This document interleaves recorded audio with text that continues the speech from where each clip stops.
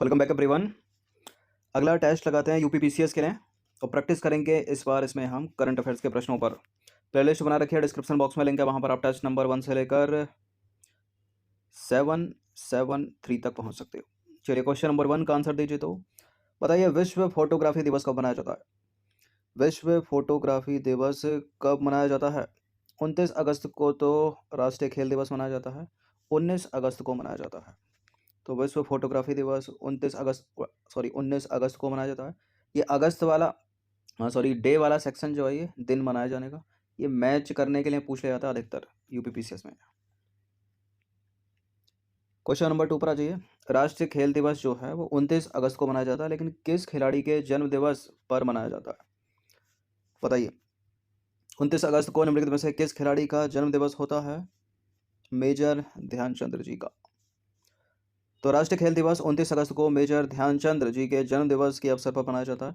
और आपको याद हो कि हाल ही में राष्ट्रीय राजीव गांधी खेल रत्न पुरस्कार का नाम बदलकर जो है मेजर ध्यानचंद्र खेल रत्न पुरस्कार कर दिया गया है।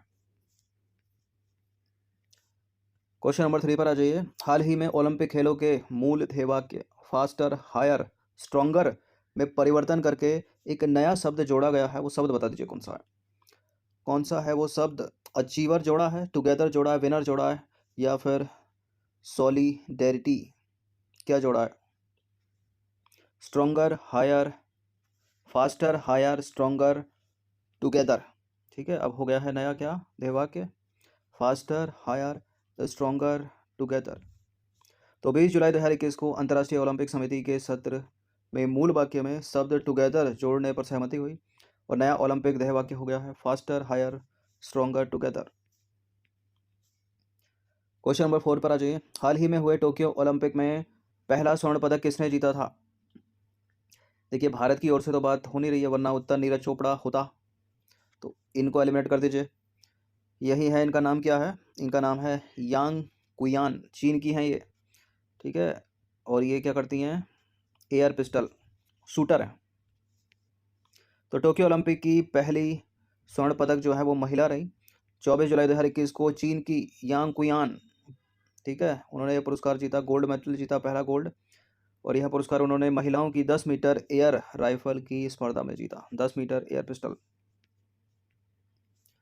क्वेश्चन नंबर 5 पर आ जाइए। अगर थोड़ा डीप गया एग्जाम में एग्जामिनर, तो टोक्यो ओलंपिक में भारत के नीरज चोपड़ा ने कितनी दूरी पर जेवलिंग थ्रो फेंककर गोल्ड मेडल जीता था? बताइए, इस प्रश्न का उत्तर क्या है? देखिए, थोड़ा मोटा मोटा तो याद रखना आपको कि 87 फेंका था, तो 88, 85 इस तरह से अगर स्टेटमेंट होगा, 86 तो उसको एलिमिनेट कर दीजिए। 87.58 मीटर फेंका था। ठीक है, बी है इसका आंसर। तो 7 अगस्त 2021 को टोक्यो ओलंपिक में नीरज चोपड़ा ने 87.58 मीटर दूरी पर जेवलिंग थ्रो करके जो है स्वर्ण पदक जीता, गोल्ड मेडल जीता। और 7 अगस्त को भारतीय एथलेटिक्स संघ के द्वारा राष्ट्रीय जेवलिंग दिवस घोषित कर दिया गया। ठीक है, इसी दिन फेंका था इन्होंने। क्वेश्चन नंबर 6 पर आ जाइए। टोक्यो ओलंपिक में भारतीय पहलवान रवि कुमार दहिया ने 57 किलोग्राम भार वर्ग में सेकंड मेडल जीता, मतलब रजत पदक जीता। और उन्हें फाइनल में किस देश के पहलवान ने हरा दिया था? वरना गोल्ड जीते जाते। कजाकिस्तान के ने हराया था। कजाकिस्तान के को हराकर तो इन्होंने रजत जीता, मतलब कजाकिस्तान को हराकर इन्होंने थर्ड पायदान पर बने। ठीक है, लेकिन रूसी ओलंपिक समिति के खिलाड़ी से हार गए, इसलिए रजत पदक तक रह गए, वरना स्वर्ण पदक मिल जाता। तो रूसी ओलंपिक समिति के पहलवान जाबूर उगुयेव ने भारत के रवि कुमार दहिया को हरा दिया। इससे पहले सेमीफाइनल में रवि कुमार दहिया ने कजाकिस्तान के पहलवान नूर इस्लाम सनाएब को हराकर कम से कम रजत पदक पक्का किया था। ठीक है, तो उनको हराकर रजत पदक पक्का किया था। स्वर्ण पदक के लिए जो है रूसी ओलंपिक समिति के पहलवान जाबूर उगुयेव से पराजित हो गए। क्वेश्चन नंबर 7 पर आ जाइए। टोक्यो ओलंपिक में भारत की पुरुष हॉकी टीम ने कांस्य पदक मुकाबले में किस देश की टीम को पराजित किया? यानी थर्ड पदक इन्होंने जीता, ये पराजित किया इन्होंने जर्मनी की टीम को। तो टोक्यो ओलंपिक में भारत की पुरुष हॉकी टीम ने कांस्य पदक मुकाबले में जर्मनी को हराया और यह मैच हुआ था 5 अगस्त 2021 को। क्वेश्चन नंबर 6 पर आ जाइए। हाल ही में मणिपुर के मुख्यमंत्री ने किस पौधे के स्वैच्छिक विनाश के लिए एक गांव को 10 लाख रुपए पुरस्कार के तौर पर दिया है? देखिए, पौधा गांजे का तो होता नहीं है, ना चरस का होता है, बताइए, अफीम है या तंबाकू? अफीम के पौधे के ऊपर, ठीक है, 10 लाख रुपए दिए उन्होंने उसके विनाश के लिए।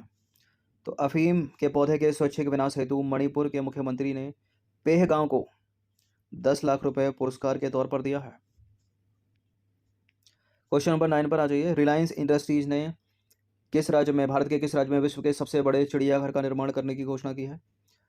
दुनिया का सबसे बड़ा चिड़ियाघर बनेगा भारत में। और भारत का कौन सा राज्य है वो? हल्की फुल्की की ज्योग्राफी पड़ी होगी तो राजस्थान को एलिमिनेट कर सकते हैं, क्योंकि यहाँ की परिस्थितियाँ ऐसी रही हैं, ठीक है। चिड़ियाघर बनाने लायक मतलब एक लिमिट तक ही यहाँ पक्षी या दूसरे जानवर रह सकते हैं, तो उपयुक्त वातावरण होना चाहिए। इनका कुछ ज़्यादा ही उपयुक्त है, इससे भी कहीं ज़्यादा, तो गुजरात सही उत्तर हो जाएगा। तो देखिए, रिलायंस इंडस्ट्रीज ने गुजरात राज्य में विश्व के सबसे बड़े चिड़ियाघर का निर्माण करने की घोषणा की है। और यह चिड़ियाघर भारत और विश्व भर से लाए गए जानवरों, पक्षियों और सरीसृपों की लगभग 100 अलग अलग प्रजातियों का निवास स्थान होगा। क्वेश्चन नंबर 10 है, इंपॉर्टेंट है ये प्रश्न। जुलाई 2021 को यूनेस्को की विश्व धरोहर समिति के द्वारा अपने 44वें सत्र के दौरान हड़प्पा सभ्यता से जुड़े किस भारतीय स्थल को विश्व धरोहर सूची में शामिल किया गया है? बताइए, राखीगढ़ी, लोथल कलीबंगा या धौलावीरा? और भारत की ओर से ये 40वां स्थल हो गया है अब यूनेस्को की विश्व धरोहर सूची में शामिल। इसका नाम है धौलावीरा, गुजरात का। तो गुजरात के कच्छ जिले में खादिर बेट नामक द्वीप पर स्थित है हड़प्पा स्थल और उसका नाम है धौलावीरा। इसको हाल ही में यूनेस्को की विश्व धरोहर सूची में शामिल किया गया है और ये यूनेस्को की विश्व धरोहर सूची में शामिल होने वाला भारत की ओर से 40वां स्थल है। 39वें को भी याद रखिएगा, रामप्पा मंदिर है। तो हाल ही में यूनेस्को ने गुजरात के धौलावीरा शहर को भारत के 40वें विश्व धरोहर स्थल के रूप में घोषित किया है। यह प्रतिष्ठित सूची में शामिल होने वाली या बाला भारत में सिंधु घाटी सभ्यता की पहली साइट है, ठीक है। देखा जाए तो सिंधु सभ्यता का पहला स्थल है ये भारत की ओर से जो शामिल हुआ है धौलावीरा यूनेस्को की विश्व धरोहर सूची में, और यह है 40वां। देखिए, भारत में कुल मिलाकर अब 40 स्थल हो गए हैं विश्व धरोहर सूची में, ठीक है, यूनेस्को की। इनमें 32 सांस्कृतिक हैं, 7 प्राकृतिक और 1 मिश्रित स्थल है। एक ध्यान दीजिएगा एक बात पर, यदि ऐसे पूछ लिया जाए, क्योंकि एक मिश्रित स्थल जो है उसको सांस्कृतिक भी माना है, प्राकृतिक भी माना है, वो है सिक्किम का कंचनजंगा नेशनल पार्क। प्रश्न इस तरह से पूछा जाए कि यदि मिश्रित स्थल को मिला दिया जाए तो भारत में कुल कितने प्राकृतिक स्थल यूनेस्को की विश्व धरोहर सूची में शामिल हैं, तो उसका उत्तर होगा 8। अगर सीधे ऐसे ही पूछ लिया जाए कि भारत के कितने प्राकृतिक स्थल यूनेस्को की विश्व धरोहर सूची में शामिल हैं, तो उत्तर है 7। कितने सांस्कृतिक स्थल यूनेस्को की विश्व धरोहर सूची में शामिल हैं, तो उसका उत्तर है 32। कितने मिश्रित स्थल यूनेस्को की विश्व धरोहर सूची में शामिल हैं, तो उसका उत्तर है 1। और कुल कितने भारत के स्थल यूनेस्को की सूची में शामिल हैं, विश्व धरोहर सूची में शामिल हैं, तो उत्तर होगा 40। और इम्पोर्टेंट है 39वां भी, तेलंगाना का रामप्पा मंदिर भारत का 39वां विश्व धरोहर स्थल है, याद रखिएगा। क्वेश्चन नंबर 11 पर आ जाइए। पहले भी चर्चा हो चुकी है। जुलाई 2021 में पायलट प्रोजेक्ट के तौर पर भारत का या देश का पहला अनाज एटीएम कहाँ स्थापित किया गया है? राज्य भी करके पूछ लेगा तो हरियाणा राज्य है और जिला है गुरुग्राम। तो जुलाई 2021 में पायलट प्रोजेक्ट के तौर पर देश का पहला अनाज एटीएम हरियाणा के गुरुग्राम में स्थापित किया गया है। इसे 60 से 70 किलो तक अनाज निकाल सकते हैं। क्वेश्चन नंबर 12 पर आ जाइए। हाल ही में खादी और ग्राम उद्योग आयोग ने 3 देशों में अपने ट्रेडमार्क का पंजीकरण कराया है और इनमें से कौन सा देश उसमें शामिल नहीं है? बताइए, कौन सा देश उसमें शामिल नहीं है? भूटान है, संयुक्त अरब अमीरात है, मैक्सिको है, नहीं है तो संयुक्त राज्य अमेरिका। तो 9 जुलाई 2021 को भूटान में, 28 जून 2021 को संयुक्त अरब अमीरात में, ठीक है, तथा संयुक्त अरब अमीरात में, तथा दिसंबर 2020 में मैक्सिको में खादी और ग्रामोद्योग आयोग ने अपने ट्रेडमार्क पंजीकरण कराया, ठीक है, करवाया। और इसमें जो है संयुक्त राज्य अमेरिका शामिल नहीं है। तो वो 3 देशों के नाम याद रखिए जिसमें भारत के खादी और ग्राम उद्योग आयोग ने अपने ट्रेडमार्क का पंजीकरण करवाया है। वो है मैक्सिको, भूटान और संयुक्त अरब अमीरात, ठीक है। अब देखिए, अब तक कुल 8 देश और यूरोपीय यूनियन में विभिन्न श्रेणियों में खादी ब्रांड का ट्रेडमार्क पंजीकरण हासिल किया जा चुका है। क्वेश्चन नंबर 13 पर आ जाइए। देखिए, हाल ही में प्रधानमंत्री नरेंद्र मोदी ने वाराणसी में विभिन्न विकास योजनाओं का उद्घाटन किया। इसके तहत जो है वाराणसी में नदी क्रूज का विकास, ठीक ठीक है, नदी क्रूज का विकास परियोजना के तहत 80 घाट से लेकर राजघाट तक क्रूज बोट का संचालन होगा। और यह संचालन किस योजना के अंतर्गत शुरू किया गया है आपको बताना है। ठीक है, 80 घाट से लेकर क्रूज बोट चलेंगी। क्रूज बोट क्या होती है? एक बोट होती है, इसमें सब कुछ होता है, होटल, रुकने की व्यवस्था, खाना पीना, ठीक है, स्विमिंग पूल, पार्टी वार्टी सब होती है इसमें। और बोट हर तरह की कैटेगरी की है यहाँ पर, ठीक है, लग्जरी भी है, नॉर्मल भी है। और ये योजना है आत्मनिर्भर भारत है या फिर प्रसाद योजना है, मेक इन इंडिया है या एक भारत श्रेष्ठ भारत है। देखिए ये हुआ है प्रसाद योजना के अंतर्गत। तो प्रसाद योजना के तहत इस क्रूज बोट का संचालन किया गया है। प्रधानमंत्री नरेंद्र मोदी ने 15 जुलाई 2021 को 2 रो सर्विस और एक फेरी क्रूज बोट का उद्घाटन किया। और प्रसाद योजना के अंतर्गत वाराणसी में नदी क्रूज के विकास की परियोजना को पर्यटन मंत्रालय द्वारा फरवरी 2018 में 10.72 करोड़ रुपए की लागत से स्वीकृति प्रदान की थी। ठीक है, तो देखिए luxury boat, luxury cruise boat. Question number 14 पर आ जाइए। हाल ही में कौन सा राज्य भारत का पहला रेबीज नियंत्रित राज्य घोषित किया गया है? कौन सा राज्य भारत का पहला रेबीज नियंत्रित राज्य है? हर वो चीज़ इंपॉर्टेंट है जो पहली है भारत में, यह है गोवा। ठीक है, रेबीज नियंत्रित राज्य हो गया भारत का पहला गोवा।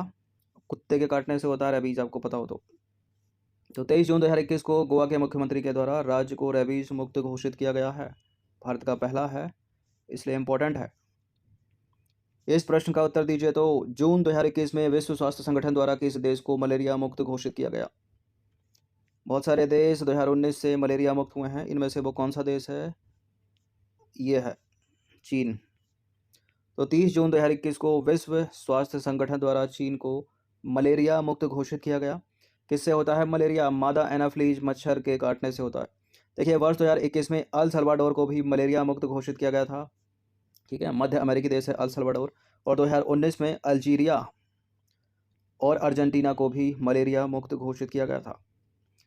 तो थोड़ा हार्ड बनाए अगर एग्जामिनर तो इस तरह से दे सकता है कि निम्नलिखित में से कौन से देश हाल ही में मलेरिया मुक्त घोषित किए जा चुके हैं? मान लीजिए अल सल्वाडोर हो गया, चीन हो गया, अल्जीरिया, एक अर्जेंटीना दे दिया, भारत दे दिया, तो भारत से एलिमिनेट हो जाएगा। ठीक है, भारत तो नहीं हुआ है ना अभी। तो 15 प्रश्न थे करंट अफेयर से रिलेटेड, इनकी प्रैक्टिस एक बार कर लीजिएगा। धन्यवाद।